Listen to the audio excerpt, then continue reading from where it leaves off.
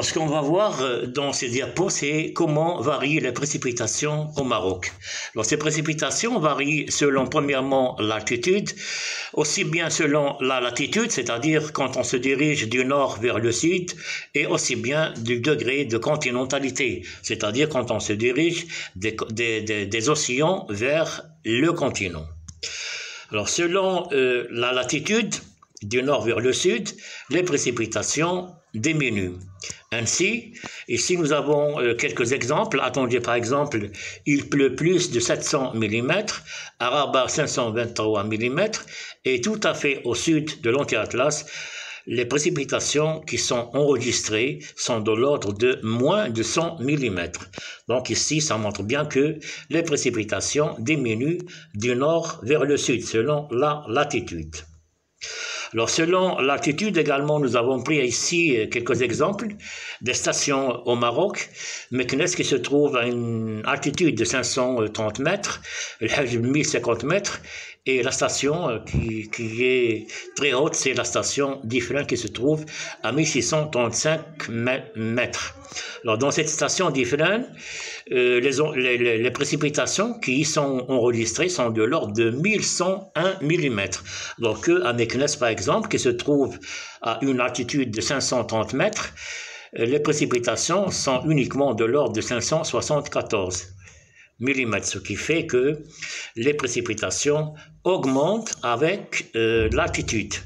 Mais ce qu'il faut signaler aussi, c'est que à partir d'une certaine altitude, à partir par exemple de 2300 mètres d'altitude, les précipitations tombent sous forme de neige. Donc on va assister dans ces stations-là à un déficit hydrique et le climat deviendra un climat semi-aride.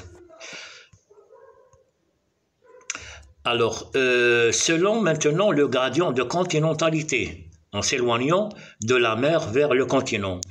Également, nous avons pris quelques stations, Safi, qui se trouve juste à la proximité de la mer, juste 1 kilomètre, Ben Guerir, qui se trouve à une distance qui est très loin de l'océan. Alors, ici, à Safi, par exemple, les précipitations sont de l'ordre de 327 mm, alors que à Ben Guerir, qui se trouve très loin de l'océan, les précipitations sont de l'ordre de 222 mm, ce qui fait que les précipitations diminuent en allant des océans vers le continent, donc selon le gradient de continentalité. Alors c'est la carte des précipitations, ou bien la carte de la répartition des précipitations au Maroc. Alors ce qu'on voit, c'est que la grande superficie du territoire national bénéficie de peu de précipitations. Exemple, la région du sud, nous voyons que donc ça fait une grande partie, les précipitations sont inférieures à 100 mm. Également, les stations qui sont brunes, de couleur brune, de 100 à 200 mm, 200-400 mm également, ce sont des stations qui bénéficient de peu de précipitations.